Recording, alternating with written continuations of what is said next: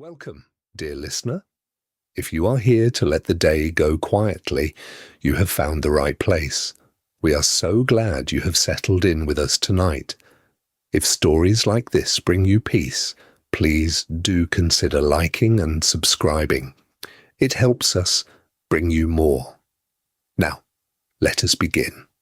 There is a girl who arrives before the palace wakes. Every morning in the grey hour before any lamp is lit, she comes through the servants' entrance, ties her apron in the cold, and lifts her candle. She holds it, so the flame does not waver. Not in the draughts that move along the base of the stone walls, not in the winter chill that settles in the long corridor outside the Dowager Duchess's apartments, like an uninvited guest who knows no one will remove it. Her name is Clara Ashby. She is 22 years old, the daughter of a draper's widow in the city of Bath, a woman of more pride than pounds, and it is Clara who keeps the little household solvent with the small, regular wage of a lady's maid, sent home in careful letters each quarter. She has held this position for 3 years, 3 years of rising before the light, 3 years of darned cuffs turned just so inside the glove, so the mend does not show. 3 years of being precisely the sort of person the palace cannot manage without, and cannot quite bring itself to see. That invisibility is her difficulty, though it wears the language of propriety. She is never Miss Ashby. In 3 years, not one person in this household has spoken the name her mother gave her. She is the Ashby girl, spoken in the third person, as though she were a piece of furniture that had somehow learned opinions. She is excluded from rooms, not for misconduct, not for any failure that anyone could name if pressed. It is simply that her presence is unsuitable. Unsuitable is another word for inconvenient. And inconvenient is another way of saying that she is visible in a house that expects certain people to remain invisible. She has learned not to argue. To argue would be to cost herself the position, and the position is what her mother depends upon, so she works. She holds the candle steady. She waits. This morning, in the last cold weeks of 1815, with frost still laced across the upper panes of the long gallery, the whole palace hums with a single piece of news. Prince Frederick, the eldest son, must announce his bride before winter's end. The court has decided as much. The timing is agreed.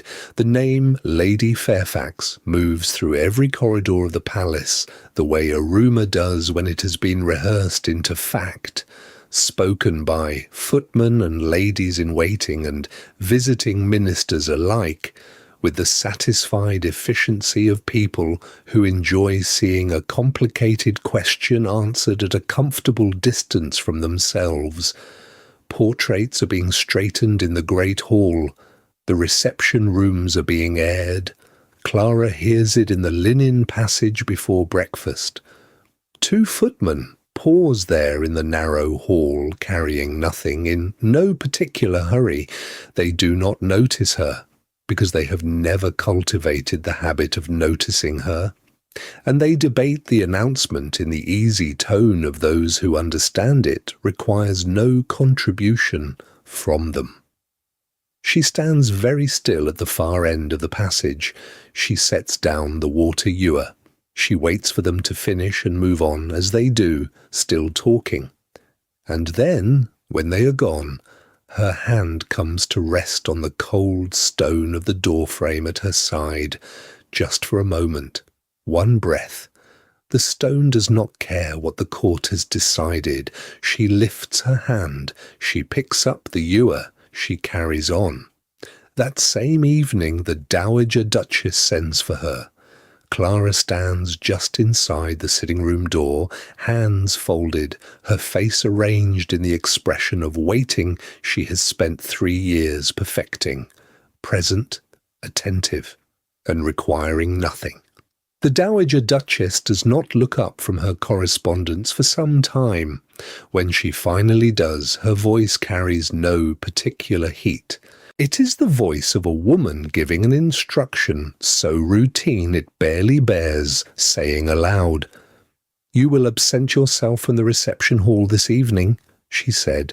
"Your presence unsettles the other staff." Clara looked at the floor, just for a moment. Then she looked up again. "Yes, Your Grace," she said. 3 words, the smallest possible answer to the smallest possible acknowledgement.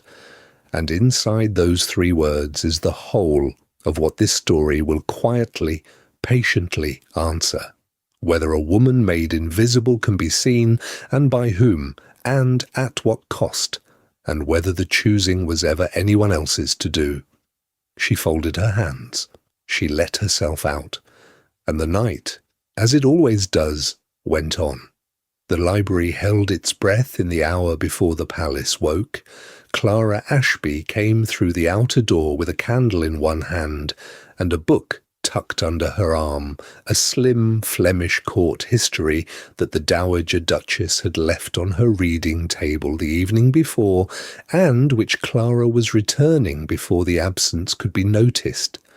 She had learned, in 3 years of service, to attend to small corrections before they became visible problems. The sconces were dark, the reading tables were bare. She expected an empty room and moved toward the shelves accordingly, her step quiet on the turkey carpet, her candle flame steady in the still air. She did not see him at first. He was at the far end of the room in a wing-back chair.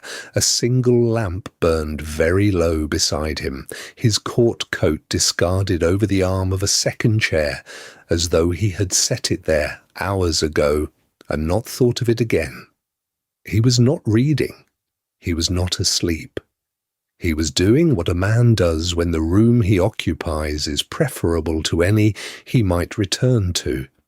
Sitting with his cravat loosened and his collar open, and nothing in particular to show for it. Clara stopped 2 steps inside the door. Her candle threw a small circle of light ahead of her. Beyond that circle the room was a study in grey and near dark, and in the near dark he sat with the unhurried stillness of someone who had been there long enough that stillness had become ordinary.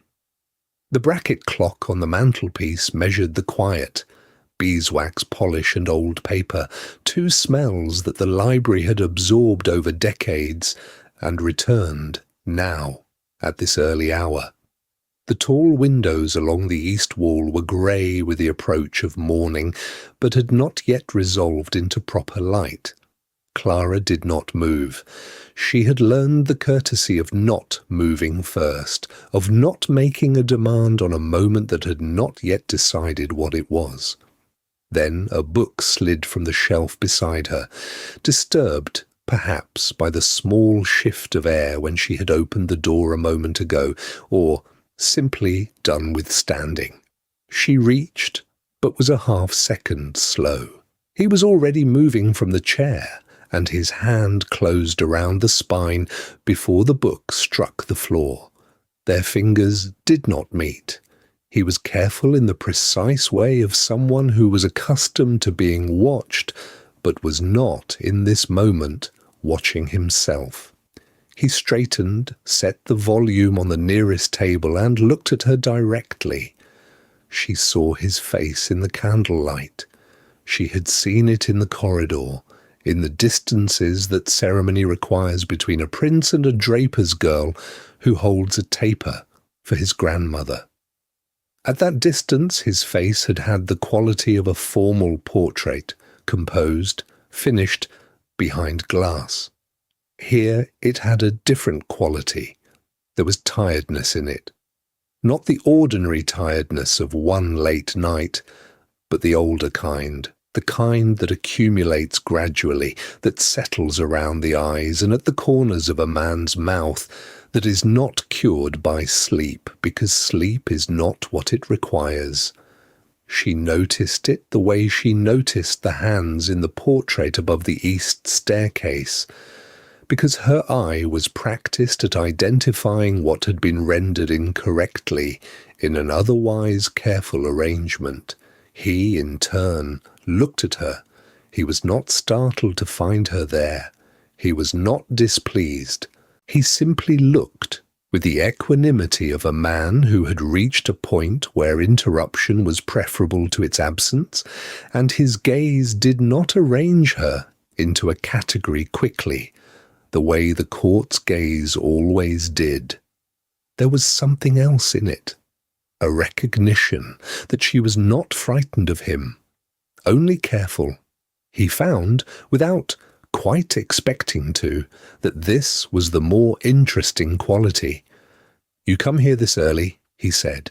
She tucked the Flemish history under her arm and kept her voice steady. "I did not know the room was occupied, sir. I will come back." He was quiet for a moment, not the silence of weighing whether to permit something, but the silence of a man who has grown unused to sentences that do not require anything of him. "There is no reason to," he said. That was all. He did not ask her name, he did not ask her to leave. He turned back to his chair, his low lamp, his long early morning occupation of a room that perhaps suited him in the same way it suited her, because it made no particular demands and held no particular ceremony. She understood that both omissions were more remarkable than any courtesy he might have offered. The court provided courtesy in abundance, and she had learned precisely what each form of it concealed. He had offered neither the form nor its concealment. She shelved the Duchess's book in its proper place. Her candle guttered once in the draught when she crossed back toward the door. The grey morning continued its slow arrival through the tall windows. The bracket clock ticked on without comment, and the room exhaled around two people who had not exchanged names, and found it in its own quiet way sufficient. 2 mornings later the library was cold before the candles had found their warmth. Clara came in at the same quiet hour she always did, candle held steady in one hand, her footsteps as unhurried as the dark itself. The familiar silence settled around her like a garment she had learned, over 3 careful years, to wear without stiffness. She had not expected to find anything changed. She expected the high shelves, the bracket clock, the pale grey light pressing through the tall windows without yet becoming morning. She expected the smell of beeswax that the thin sun had not yet warmed enough to coax into the air. She had expected, above all, to be alone. What she found instead was a slim volume placed on the reading table directly below the shelf she had reached toward 2 mornings before. It was not there by accident. She understood that at once. The book was a small collection of verse, its cover worn to the colour of old rain, and tucked into its pages, and not hidden exactly, but placed with a deliberateness that was its own kind of declaration, was a strip of blue ribbon marking a single page. Clara set her candle down on the table's edge. She stood very still for a moment, the way a person stands when they are uncertain whether the thing they are looking at is quite real. Then she opened the book to the marked page and read. The poem was not what she might have expected. There was no sentiment in it, no longing named and spread decoratively on the page. It was a gardener's poem, a plain-spoken account of a man working an orchard after a hard frost, walking among his trees in the pale, thin cold, bending to each one in turn, coaxing life back into branches the season had decided to write off as finished. He expected nothing from them. He simply continued. The poem did not promise that the trees would recover. It only showed a man who believed they might, and who went about tending them as though that belief was sufficient evidence. Clara read it once, then she read it again, more slowly, her finger resting just above the page. She set the book back precisely where it had been. She straightened the ribbon so the end lay flat. She smoothed her apron once with the flat of her hands, lifted her candle, and turned toward the shelves she had come to tend. She did not know that Frederick had paused in the doorway behind her. The corridor behind him was empty. There was no one to witness the watching. He had not entered the room. He had stopped just short of the threshold. One hand rested against the doorframe, watching the shape of her stillness from across the quiet library. He had placed the book the previous evening in the last of the lamplight, moving through a room he knew better than most rooms in the palace, and he had told himself he would not return to see what she made of it. He had returned all the same. There was instruction in that, though he was not yet certain how to name it. She read it twice. He noted that.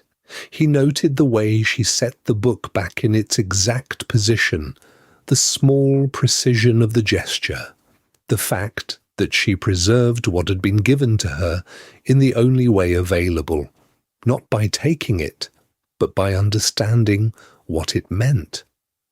When she straightened and turned toward the shelves, he drew one quiet breath and moved back into the corridor before she could see him. He did not want her to feel observed.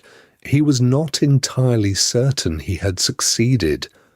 The room held his absence the way a banked fire holds warmth, not loudly, but with substance. Beeswax polish warming under the thin morning sun gave the shelves a faint amber depth as though they were older than they were. The parquet gave its customary creak beneath her step. The chair, where Frederick had discarded his wool coat 2 mornings before, still carried the cold scent of it, faint but particular. She had noticed it without intending to, and she noticed it now without permission. The bracket clock measured the half-hour and released it. When Clara came to the library the following morning, he was already there, standing at the window with his hands clasped behind him, watching the courtyard below with the composed stillness of a man who has arranged his expression somewhat in advance. She set down her things. She went quietly about her work. After a time he said, without turning, "Did you find anything of interest this morning?" Clara did not stop what she was doing. "Someone has been placing books in unusual positions, sir." He turned then, slowly, and looked at her. "Perhaps they are exactly where they belong." She glanced up. The bracket clock ticked. Neither of them looked away at once, and the silence that gathered between that tick and the next was of a quality that both of them could feel, not awkward, not empty, but shaped, as though it occupied real space in the room. The morning light moved in a slow band across the floor between them. The parquet was still.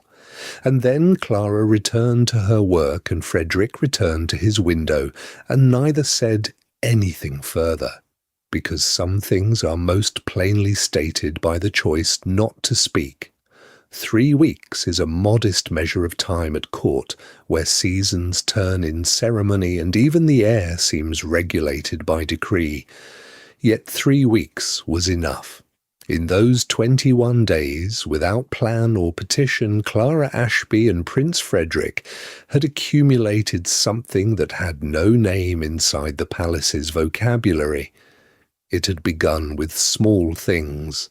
A comment, offered to no one in particular, about the frost pattern etched on the east corridor window, how it grew each morning in precise whirls, as though the cold had opinions about geometry. Frederick had paused, looked at the glass as though he had never considered it, and said, "It does look quite determined." That was all, but the word lingered. Then a question about the lamp oil, whether the corridor lamps burned through by the 3rd hour of darkness or held until 4. A question Clara answered with the specific authority of someone who refilled them in the dark before the palace woke. He had listened the way people listen when they have grown unused to being answered plainly. And once, only once, they had stood at the same long supper table while an official from the Ministry of Ceremonial Affairs delivered a decree requiring that all household staff bow at a prescribed angle of 37 degrees. The number read aloud 3 times for clarity. And Clara had looked down at the tablecloth, smoothing a wrinkle that was not there, and Frederick had pressed his thumbnail into the heel of his palm, and when he caught her glance across the silver, neither of them smiled, but neither of them did not. There was an entire conversation in that not smiling, and they were both, by now, fluent in it. She had come to understand his particular variety of loneliness by then. The palace was never quiet. Frederick was never alone. There were secretaries and advisers, chamberlains and companions, ladies-in-waiting arranged along the walls like well-dressed furniture. They spoke to him constantly. They agreed with him routinely. They shaped every sentence toward what they believed he wished to hear, which meant that no sentence they offered was entirely true, and all of them, shaped that way, became indistinguishable from one another over time. What Frederick lacked was not company. He lacked a single person willing to say the plain thing. Clara had grown up in a draper's house in Bath, where plainness was a virtue, and the cost of sentiment was marked clearly before it was spent. She had 3 years of practice in this court at watching what others agreed not to notice. It was not a skill she had chosen. It was simply what you developed when nobody thought you were observing. She had become, without intending to, an expert in invisible things. The portrait had been there since the east staircase was renovated in the winter of 1812. A previous prince, commemorated in oils, in full military dress, holding a sword with the easy confidence of a man who had decided not to need one. Clara passed it every morning. She had stopped one Tuesday in the 2nd week and tilted her head slightly, and Frederick had come around the landing to find her there. "The hands," she said, without preamble, "are wrong." He looked. "He was a soldier for 7 years," she went on. "He rode in 4 campaigns. The hands should be roughened. They should carry something that weather leaves behind. These look as though they have done nothing more strenuous than hold a pen at a comfortable distance." She did not say it to impress him. She said it because it was true, and the truth had been hanging uncorrected on the wall for 14 years. Frederick looked at the portrait for a long moment, and then he laughed. It was a short sound, genuine, the kind that escapes before the owner has considered whether it is appropriate. It surprised them both. The sound changed something between them, though neither named it. The east corridor held its own small warmth that morning, steam curling from a tea tray set outside the dowager's anteroom, the hiss and settle of a coal-fire grate somewhere behind the panelled wall. Clara wore her darned gloves folded in the pocket of her apron, not yet needed indoors, a small, habitual comfort. Frederick stood 2 steps above her on the stair. Neither moved immediately. "Do you always notice what everyone else has agreed not to see?" he asked. There was no accusation in it. The tone was something closer to relief. Clara considered the question the way she considered most things, briefly, without performance. When you are responsible for keeping things in order, sir, you learn to look at what is out of place. He was quiet for a moment. And what is out of place here? The question sat between them like the tea tray, present, warm, requiring acknowledgement. She did not answer. She did not look at the portrait. She did not look at Frederick either, not directly, the way you do not look at a candle flame you are trying to read by. But she did not move away, and she did not smooth another imaginary wrinkle from her apron, and after a long and unhurried breath, she simply descended the rest of the stair to begin her mourning. He did not need her to answer. He had already understood, and the bracket clock on the landing ticked on, steady and indifferent to both of them, as clocks always are.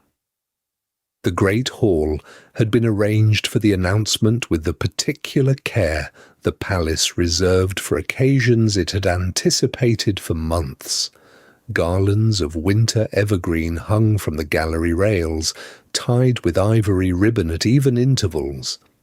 Every candle in the great chandelier had been freshly lit, and the light they gave was cold and deliberate, falling in overlapping circles across the assembled court below. The footmen had pressed their livery until the seams held straight.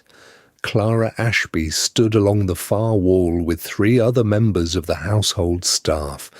She held a water carafe of pale green glass. She understood, in the way she had learned to understand most things about the palace, that her presence there did not constitute attendance. She was useful and positioned to be invisible in equal measure.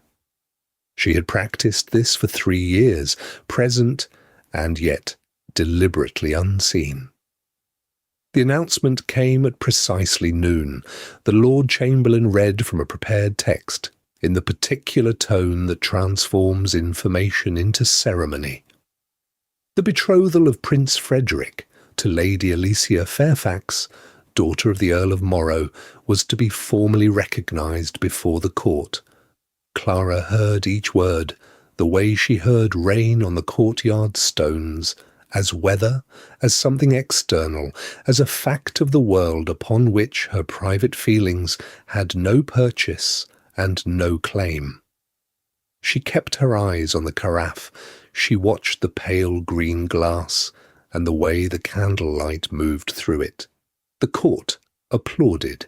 She had stood in rooms like this before and knew the difference between the applause of feeling and the applause of relief. This was the second kind, a long, even sound that moved through the hall and left nothing particular in its wake. A difficult question had been resolved. A season of uncertain waiting was being set aside, and set aside cleanly. The peerage pressed their white gloves together in a rhythm that required no joy and needed none. Order was what the moment asked for, and order was what the moment received. Lady Alicia Fairfax received the announcement with the composure of someone who had prepared for exactly this moment over many seasons and had found preparation adequate. She wore pale gold silk with cream embroidery at the hem and a strand of deep garnets at her throat. She tilted her head by the precise degree that custom required. She was not, Clara thought, and then stopped the thought, because thinking was a form of claiming, and she had nothing left to claim.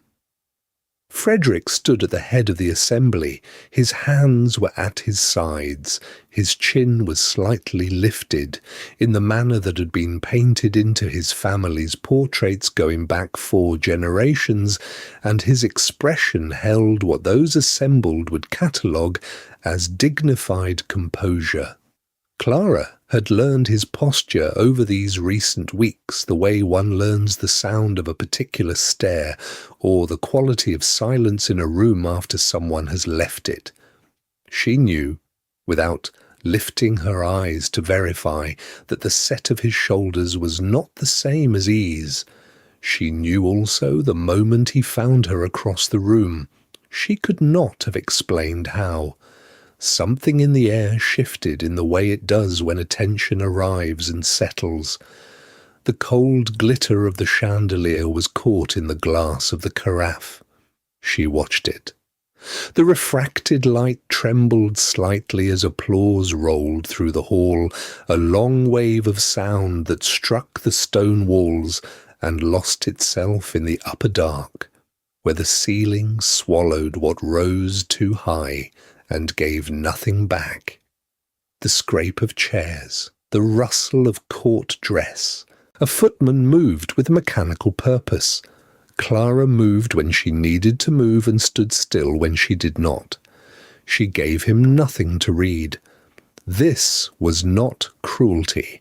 It was discipline and a clear understanding of what she was and was not entitled to. There was nothing she was permitted to show. Showing it would only make harder what she had already understood. The morning had come to its end, as all mornings do, and understanding it quietly was the only response available to her. She kept her face arranged and her gaze on the work in her hands. When the great chandelier threw a small trembling light across the white linen of the trestle, she watched it without longing, in the way she had long since learned to watch beautiful things that asked nothing of her. The hall emptied in the unhurried way of people who have achieved their purpose. Courtiers gathered in clusters. Lady Harwick moved through them with the bearing of someone cataloguing what the room had revealed. Clara collected empty carafes from the trestles nearest the wall. She was nearly at the side door when a voice came low and without ceremony behind her. "I did not choose this." She did not turn at once. She stood still for 3 seconds and let the sound of the room settle around the words. Then she turned, only enough to answer. She kept her voice below the remaining murmur of the hall. "You are the only person here who is permitted to choose, sir." He opened his mouth. She moved away with the tray before he could answer, not because she lacked patience for whatever he might say, but because the truth was the one thing he could not argue with, and she had no wish to stand in the emptying hall and watch him discover it.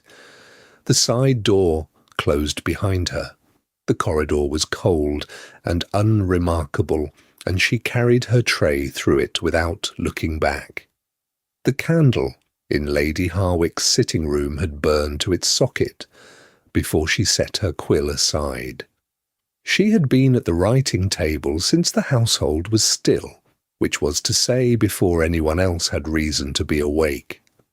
Sleet pressed against the tall glass in long, fine sheets. She did not hear it. Her attention was elsewhere entirely. Lady Harwick had survived 3 reigns.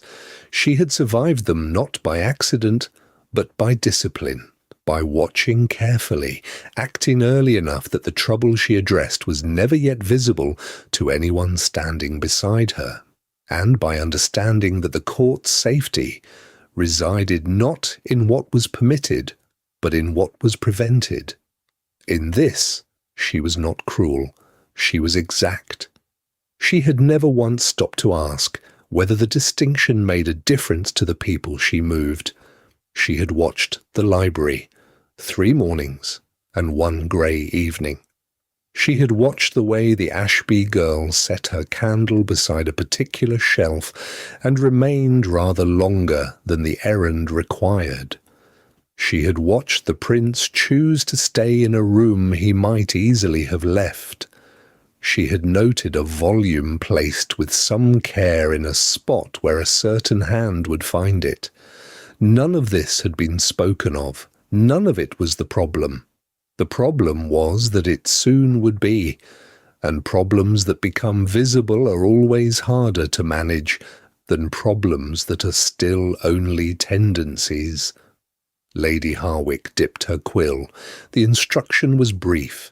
In her firm, slanted hand, she wrote that the Ashby girl was to be transferred to the kitchen staff for the duration of the winter celebrations, effective the following morning. The reason given was the efficiency of the household during a particularly busy season. No further reason was necessary. She sealed the letter with wax the colour of old ivory, pressed her ring flat to the surface, and set it at the edge of the table for the morning boy. That was all. She picked up her other correspondence. The order reached the servants' hall before 7:30. It was delivered to Clara between the morning bread and the daily inventory folded once, the way ordinary instructions about coal or linen were folded. Clara took it. She read it from the first word to the last, without pausing. Her face did not change. The other women at the table were occupied with their own tasks and did not look up, and she was quietly grateful for this, although nothing in her expression suggested it. She finished reading and did not read it again. She refolded the paper with precise care, matching each crease exactly to the one that had preceded it. She placed it in the pocket of her apron. For one moment she held her hand flat over it, not pressing, only resting. Then she lifted the inventory sheet and returned to the morning's count. The servants' hall was cold at that hour.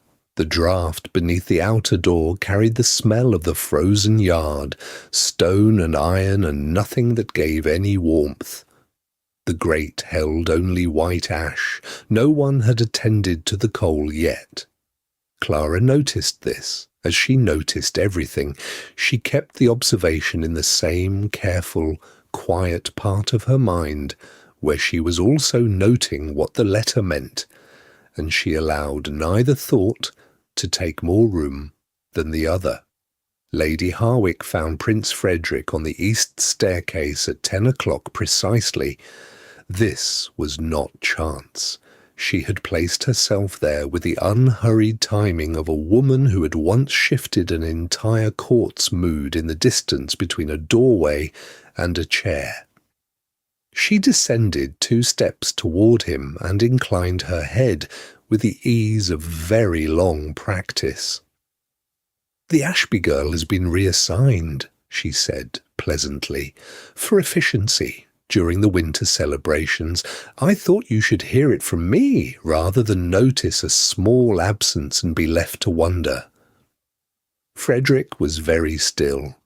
It was the particular stillness of a man who has been observed his whole life and has learned that stillness is neither agreement nor admission. He regarded Lady Harwick for a moment that held itself quietly at its own length. "I see," he said. She watched his face with the careful attention of someone who is verifying a quantity already calculated rather than discovering one. She found what she expected. She found, perhaps, a fraction more than she expected. The fraction was the thing that interested her. She continued, "It would be unfortunate, sir, if an attachment were perceived where none, in fact, exists. The court is observant." Frederick said, "The court mistakes observation for understanding." Lady Harwick did not alter her expression. She did not smile, and she did not frown.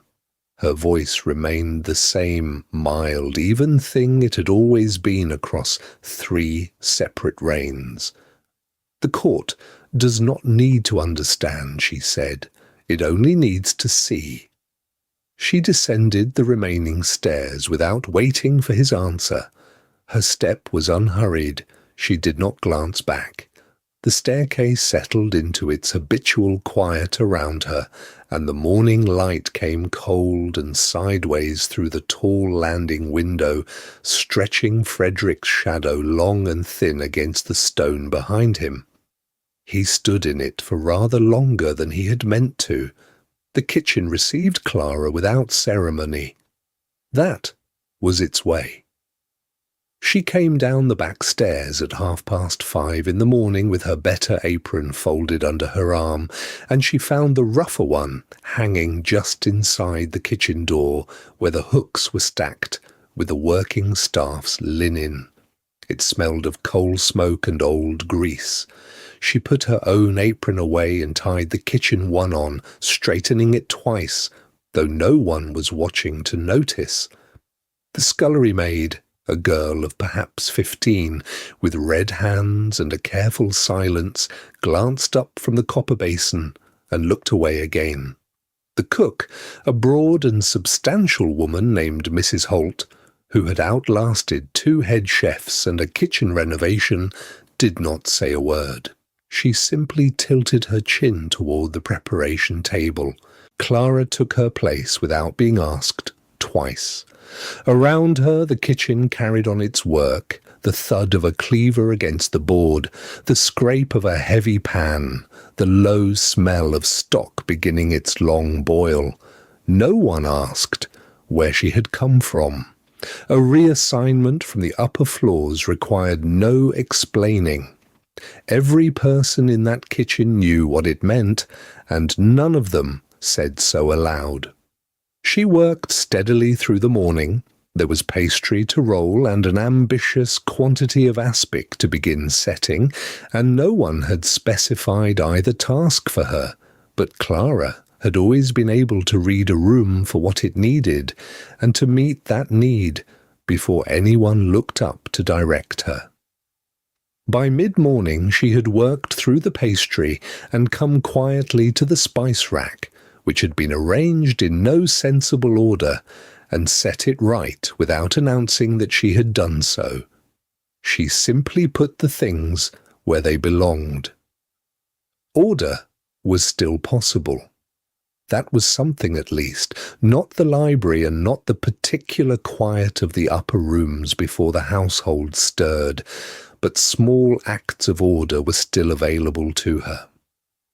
The music reached the kitchen in the early afternoon. It arrived not as a melody, but as a tremor, a low sway in the air beneath the floorboards, the musicians rehearsing in the reception hall for the betrothal celebration. A waltz, dim and theoretical at this depth of the palace. Clara heard it and did not stop rolling. Her hands continued their measured, even pressure. Flour whitened her wrists. The flagstones were cold through her thin shoes, a cold that crept upward through the soles and lodged in her ankles and would not entirely leave. She had forgotten to bring her second pair of stockings when she came down. She told herself this was an inconvenience and not a punishment, because it was, and because the distinction mattered. Late in the afternoon, when the others had carried the first preparations upstairs and the scullery quieted, Clara remained to finish the copper basin. The kitchen held its particular smell then: coal dust, rendered fat, the wet wool of drying rags hung near the grate. The music was still filtering down from somewhere above, thin and remote, the way a song sounds through the walls of a house you're standing outside of in the cold. Clara set down the cloth. She turned and placed both palms flat against the stone wall and drew one long, unhurried breath. Just the one.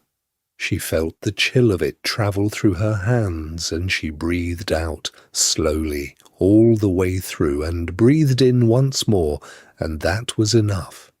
Then she straightened her apron, picked up the cloth, and went back to the basin. This was not resignation. She understood the difference, and she was precise about it.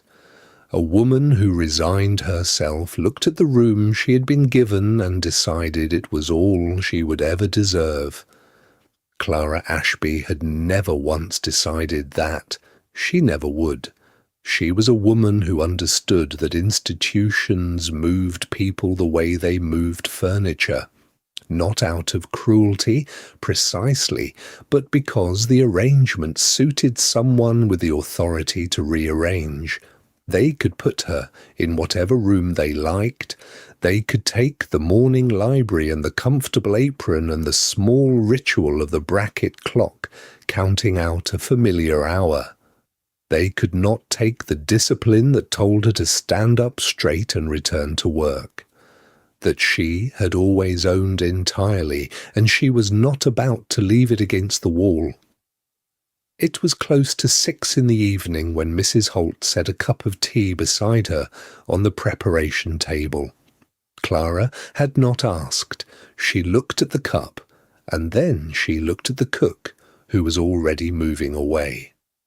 "They move the ones they're afraid of," Mrs. Holt said, addressed mostly to the range. Clara wrapped both hands around the cup. It was very warm. "I'm not anyone to be afraid of," she said. Mrs. Holt did not look up. "That's exactly why."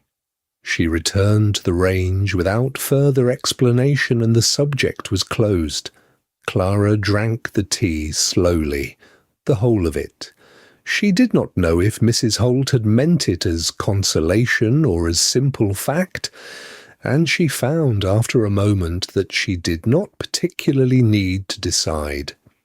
She set the empty cup aside, rose, and went to see what else needed doing before the evening was out.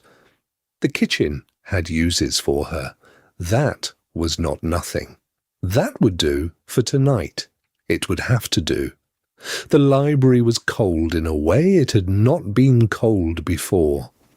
Frederick crossed the threshold at the usual hour, the last grey of afternoon pressing through the tall windows, the bracket clock ticking its ordinary measure, and understood at once that something was wrong before he could name it. There was no second candle, no quiet step. The room was precisely as it ought to be, and that precision was the problem. He stood in the centre of the parquet floor and listened to his own breathing. The absence was louder than the room. He moved to the window and back. The shutter on the far casement tapped once in a draught and fell still. The silence stretched without filling. He was accustomed to arriving first. He was not accustomed to being alone in any room, because alone and unaccompanied were not the same thing, and until recently he had not understood the difference. The cold of the library settled into his coat and stayed there. He found the housekeeper on the east landing not 10 minutes later. She was a woman who had managed this household for 19 years, without ever giving the impression she managed anything at all, which was a form of mastery that Frederick had long privately respected. He put the question as mildly as he knew how. She answered with the phrasing she had been given. "The Ashby girl has been reassigned for the good of the household, sir. A staffing adjustment for the duration of the celebrations." Frederick heard all of it. The neutral tone, the borrowed language, the careful institutional distance, and the thing beneath the phrasing that the housekeeper could not say and he could not ask her to. He did not press her further. She had told him the truth she was permitted to tell, and she knew he knew it, and they understood each other without a word more. He thanked her and descended the stair. Back in the library he found the volume. It was where he had first set it, on the third shelf from the floor, spine flush with the others, as though no particular hand had ever chosen it for any particular reason. He took it down. The blue ribbon was still inside, marking the gardener's verse. He did not open it to the page. He stood with the slim weight of it in both hands, in the cold, and the failing light, and the shutter tapped again at the far casement, and the bracket clock ticked, and that was all the sound there was. He thought of her hand setting the book back in its place with the same careful precision she brought to everything the court had ever asked of her, and to a great deal the court had no right to ask. He set it back himself, spine to spine with the shelf, and in the act of setting it back made a decision he did not yet name aloud, but he felt it settle, the way conviction settles, not loudly, not with urgency, only with the quality of a door closing on something that had been open too long. He did not wait until morning. He sent for the chamberlain, a thin and careful man named Alderton, who had the gift of producing himself exactly when summoned, without ever appearing to have been waiting. Frederick received him in the book-room off the library, standing rather than seated, which Alderton noted and did not comment upon.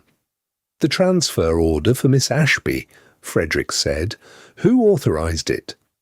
The chamberlain's expression did not change, because it was Alderton's particular talent never to let it change. "Lady Harwick acted on behalf of the household's interests, sir," he said. Frederick looked at him steadily. "The household's interests are not Lady Harwick's to define." Alderton inclined his head, in the way a man inclines his head when he agrees entirely, but is not yet free to say so. The silence that followed belonged entirely to Frederick.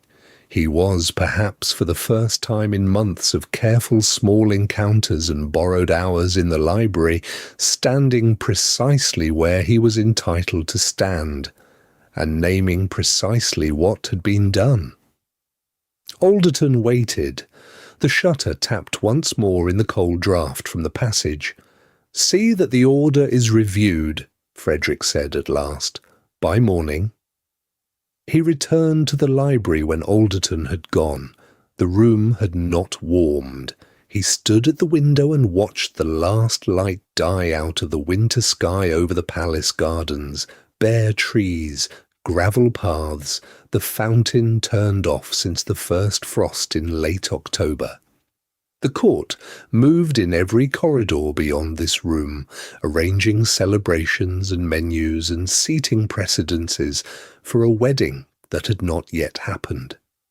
He could hear the faint drift of it, the press of many careful feet, the hum of many careful voices, all attending to what the court had decided was the only question worth answering.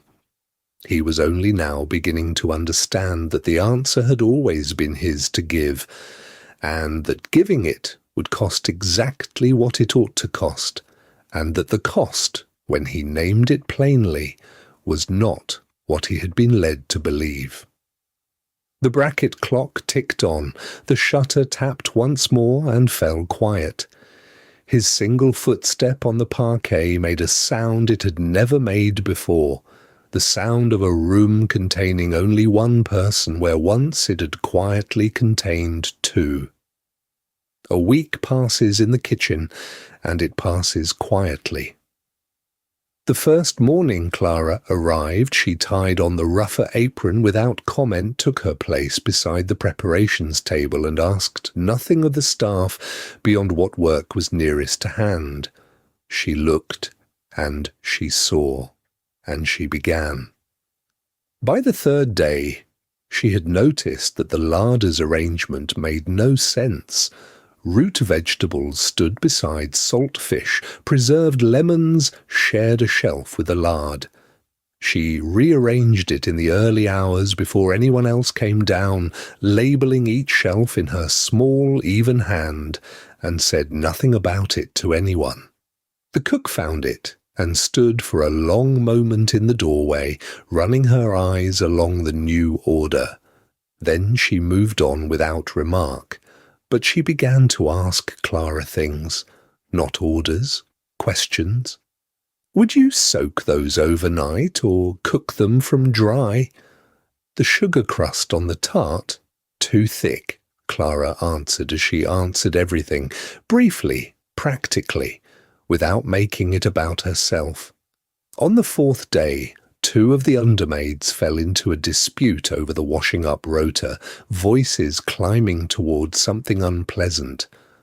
Clara looked up from the dough she was folding. She said 3 words. The argument stopped. Neither maid could afterward have said precisely what those words were, only that they had been said and that they were right, and that was enough. The cook watched from the range and said nothing, which was, in its way, a form of respect.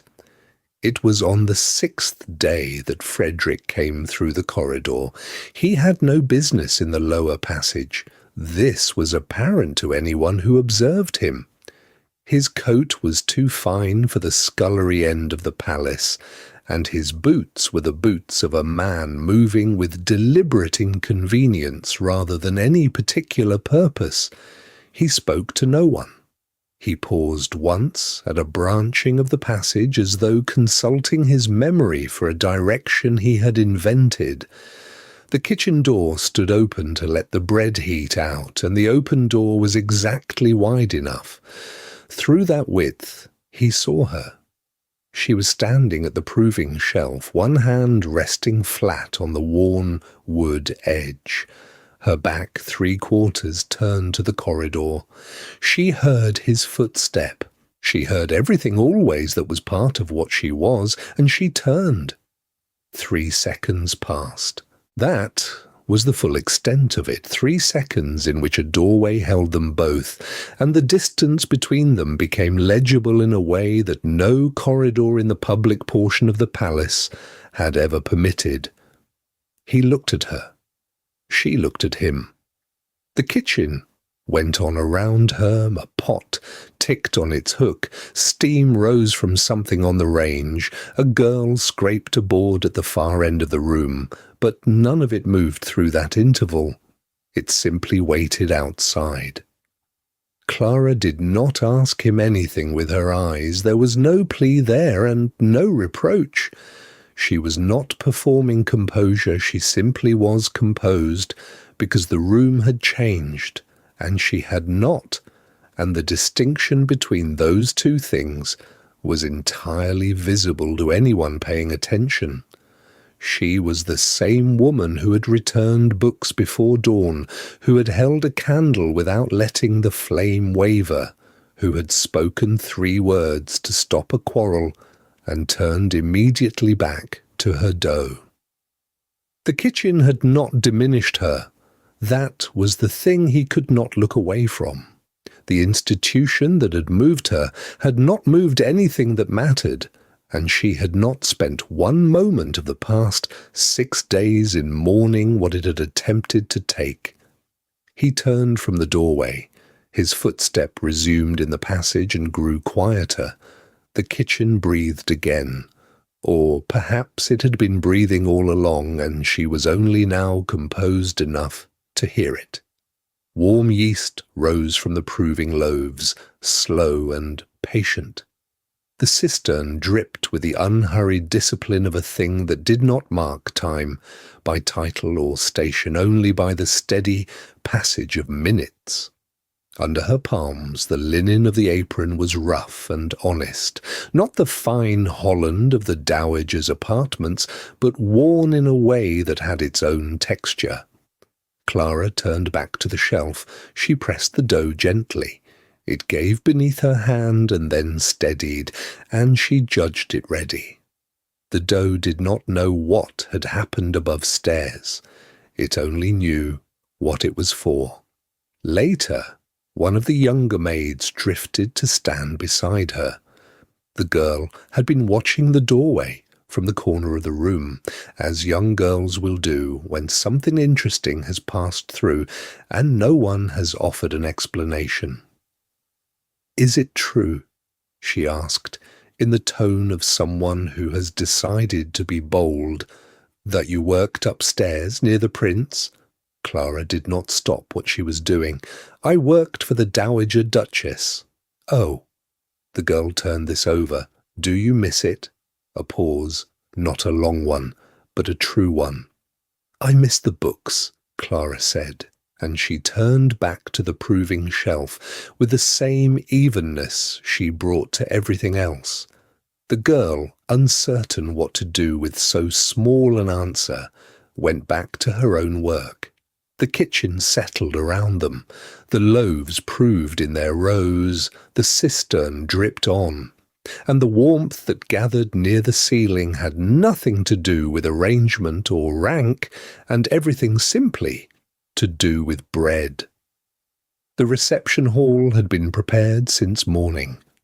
12 candles burned in each of the 4 iron brackets along the eastern wall, and the long table wore a cloth of deep burgundy, pressed, without a single crease. At its centre sat the contract, 2 pages of cream vellum, the ink already dry, the seal already pressed into a dark ribbon of wax. The quills were laid beside it in their holders, tips pointing toward the chair at the head of the table. That chair was Frederick's, and the room knew it. He took his seat at 2:15 in the afternoon, set both hands flat on the burgundy cloth, and did not reach for the quill. The Duke of Ashmore noted this immediately. Lady Harwick, standing at her customary position against the wall to the left of the window, noted it before the Duke. She had spent 30 years watching hands at tables, and she understood what it meant when a prince's hands remained still. She did not speak. She waited, as she always waited, to see whether the pause was hesitation or something harder and more deliberate. Frederick looked at the contract. He did not read it again. He had read it twice in his apartments that morning, alone in the cold before the fire had been made up, and he had understood every clause precisely. The language was formal. It named Lady Fairfax of the Dorset Fairfaxes. It named a settlement of £40,000. It named a ceremony date in the early months of the following year. All of it had been arranged by other people in rooms he had not been invited to enter over a period of months during which his role had been simply to be compliant. He was not going to be compliant. Lady Fairfax sat across and to his left, her back straight, her hands folded on the edge of the table. She was composed in the way of a woman who had rehearsed composure until it held. She was not cruel. She was not calculating. She was simply another person who had been placed in a chair and told to appear willing. The court had not paused to inquire whether she was willing. She had prepared for this afternoon with the same careful absence of choice with which Frederick had prepared, and she had not been asked what she preferred. The distinction between obligation and desire had never been offered to her either. Frederick's right hand lay still on the cloth. The stone ring on his third finger rested against the table. Once, twice, at no particular speed, he tapped it. The sound was very small. The quills waited.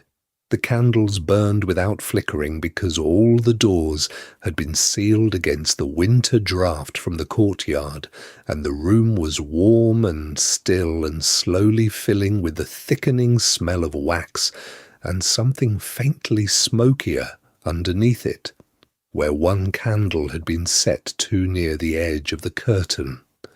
Lady Harwick moved from the wall. She did not hurry. She moved with the particular measured precision of a woman who has intervened in difficult situations before and does not intend to appear as though she is intervening now. The Duke of Ashmore rose from his chair. His chair legs made a sound on the stone floor, and then there was no other sound. They waited for Frederick to explain himself. This, too, was a form of pressure, a room holding its breath, pressing him toward speech. They did not call it pressure. That was the court's particular art. Frederick raised his eyes. "Your Highness," said the Duke of Ashmore, and his voice was very careful. "This is beyond unusual." "Yes," said Frederick. A pause. No one moved. The candles burned. The quills lay in their holders. Lady Fairfax did not look at the contract. She looked at her hands. "I find," Frederick said, "that I'm not able to continue in the usual way." The Duke drew a breath. "The contract has been drawn. The court expects," said Frederick, "because it has not been told otherwise." He did not raise his voice. He did not need to. A raised voice would have given the room something to receive, to distribute, to eventually absorb into the ordinary category of a prince's displeasure. What he was doing instead was quieter than that. It could not be absorbed. "I am telling it otherwise now." He did not sit down. Lady Harwick looked at him. Her expression was the one she wore when she was cataloguing a situation she would need to address later, once the immediate difficulty had been identified and contained. The Duke of Ashmore looked at the contract. The contract looked back at the room, unsigned and patient, the quills perfectly arranged beside it. Nothing in the room changed except the temperature of the silence, which thickened by 1 degree. The court was entirely silent. It was not the silence of assent. It was not the silence of understanding. It was the older and harder silence that follows a statement which cannot be retracted, when every person present must reckon quietly with the fact that the thing they had arranged is no longer arranged. Frederick's hands remained flat on the cloth, still and quite deliberate. He was not waiting for the room to receive him. He had already said what he came to say, and the quill in its holder was still dry. The message arrived in the kitchen just before the midday service, when the preparation table was thick with flour and the air smelled of browning butter. The cook took it from the palace footman, read the direction, and walked the length of the room without saying anything to deliver it into Clara's hands. Clara read it once, then again. The note was brief, 4 sentences, addressed in a hand she had not expected to recognize, and did recognize immediately, because she had seen it on the page of a poetry book placed on a shelf in the palace library where neither of them were supposed to linger. She was asked if she was willing to come to the reception hall, if she was willing. She stood with the folded note between her fingers, the kitchen warm and loud around her, and she did not move for the space of 3 long breaths. Then she set the note down on the preparation table, untied her apron, folded it once, and hung it on its hook by the door. She smoothed her plain grey dress with the flat of both hands, the grey dress with the darned hem, and the buttons replaced in the second autumn of her employment. There was no other preparation she could make. She made none. The walk from the kitchen passage to the reception hall took 6 minutes. She had walked it 100 times carrying trays. Her leather shoes were worn at the heel and quiet on the flagstone, and the sound they made when she stepped from the stone passage floor onto the marble of the reception hall was a sound of a completely different order. A small, very clear announcement arriving in a room that had not expected to hear it. The court turned. There were perhaps 40 people assembled, members of the peerage, household officials in formal livery. The Dowager Duchess stood at the far wall in grey silk that outranked Clara's grey wool in every conceivable measure. Lady Harwick was 2 steps to her left, her face composed into an expression that had survived 3 reigns and would survive this. Lady Fairfax sat near the window with her hands folded in her lap. Every one of them turned to look at the woman who had entered from the side door, the one reserved for household staff. Clara did not hurry. She did not make herself smaller, did not drop her chin, did not look at the floor in the way this room had always implied she should.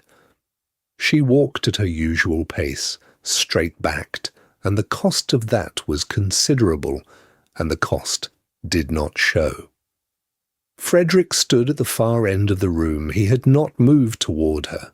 He waited, and in waiting gave her the full length of the room to cross under 40 pairs of eyes, and she understood that the waiting was deliberate, that he was giving her each step as a choice she was making herself, up until the last. She crossed the room. She stopped before him. 50 candles burned in the chandeliers above them. Their light doubled on the polished floor and shivered in the tall windows, and it caught and held on the crown brooch pinned at Frederick's lapel, a brooch of cold yellow gold, worn by the heir since the autumn of his 23rd year, placed there by ceremony and expectation, and the weight of everyone in this room having decided what his life should be before he was consulted. He unpinned it. He walked the full length he had crossed to her, and in walking it he passed Lady Fairfax, past the Duke of Ashmore, past Lady Harwick and every signed paper and arranged future that the room contained, and he held the brooch out toward Clara in open palms. He did not reach for her hand. He held it out and waited, because what he offered was not the object itself. The object was small and cold. What he offered was the declaration this gesture required him to make before every witness in this room, with no ambiguity left. The silence had weight. It pressed against the stone walls, against the high ceiling, against Clara's chest.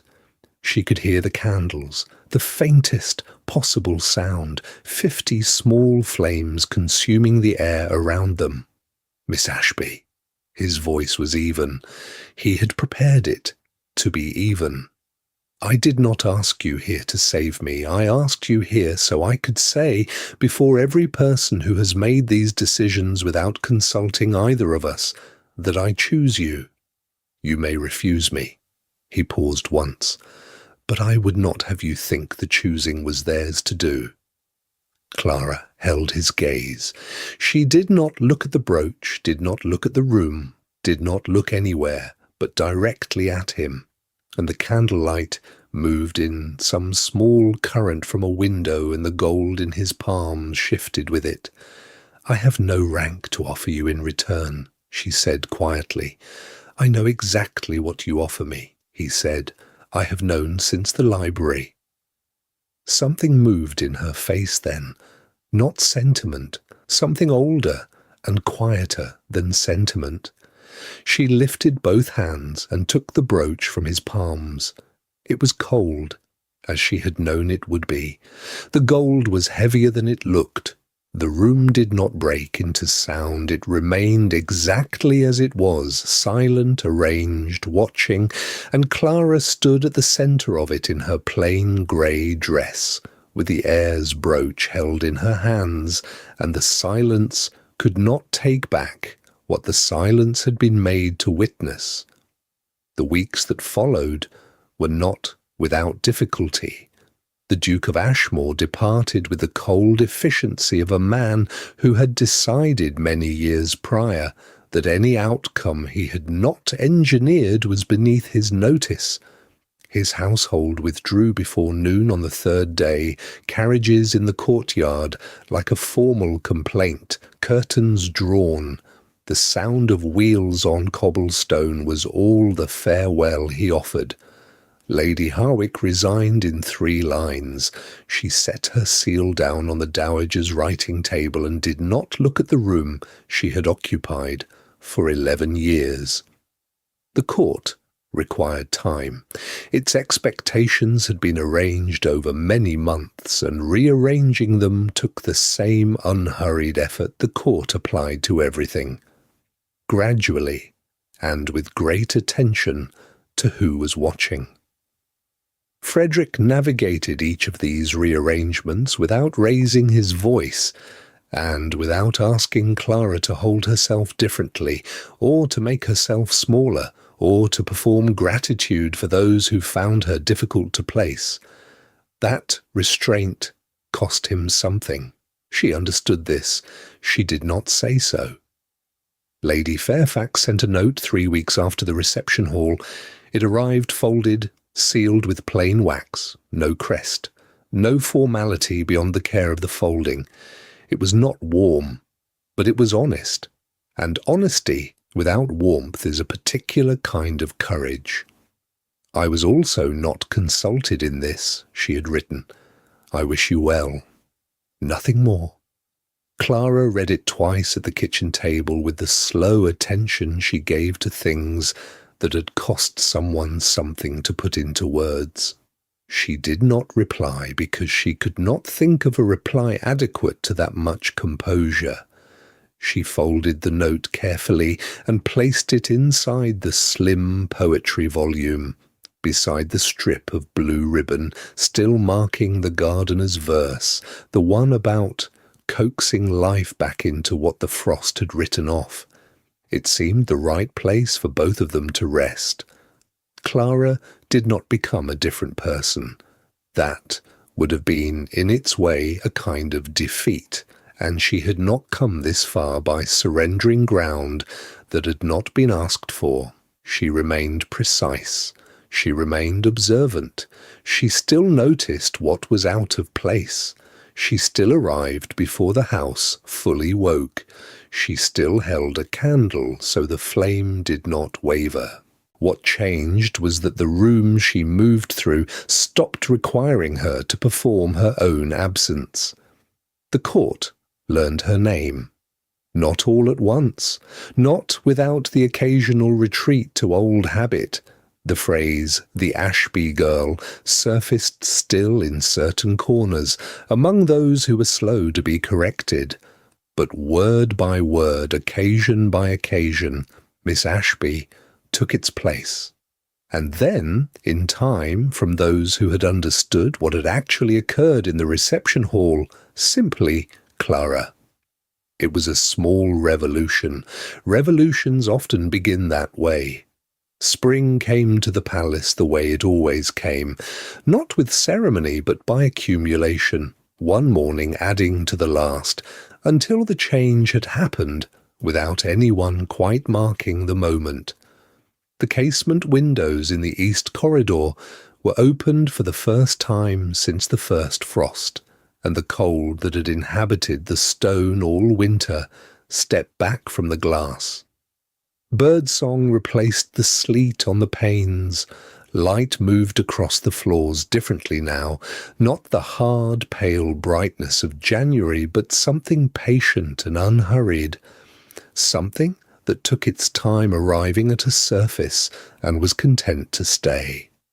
The beeswax smell of the polished boards was still there, constant as the clock, but underneath it now was something new, green, and unnameable, the kind of scent that arrives before the season has quite finished deciding to come. The palace opened its windows, it breathed, it had forgotten perhaps that it was permitted to. Weeks into spring, Frederick found Clara in the library. She was reading, not working, not returning a volume for someone else, not slipping in before first light with a candle, simply sitting in the window chair, with the morning light coming in around her and a book open in her lap. She looked up when he entered. She did not move to rise. He stopped in the doorway. He had the expression of a man whose particular tiredness had at last been answered. Not the weariness she had first observed on a sleepless prince in a borrowed coat, but the opposite of that, a settled quality, something that looked like a life that had found its proportions. "You look as though you belong here," he said. She considered it, the window, the particular gold of the morning, the bracket clock that had measured out the whole of this winter, and asked no questions about it. "I think I always did," she said. "I simply was not permitted to say so." He crossed the room. He sat down in the chair opposite. He drew his own book from the side table and opened it without any particular remark. Neither of them said anything further, because there was nothing further that required saying. The bracket clock ticked on, steady and indifferent to consequence, at peace with what the room held now. Outside, the casement was open. The birds continued with their usual industry, and in the library of a palace that had spent some time forgetting the shape of an ordinary morning, two people sat quietly together in the light, and it was, in every measure that had ever mattered, and in several that had not yet been counted, entirely enough.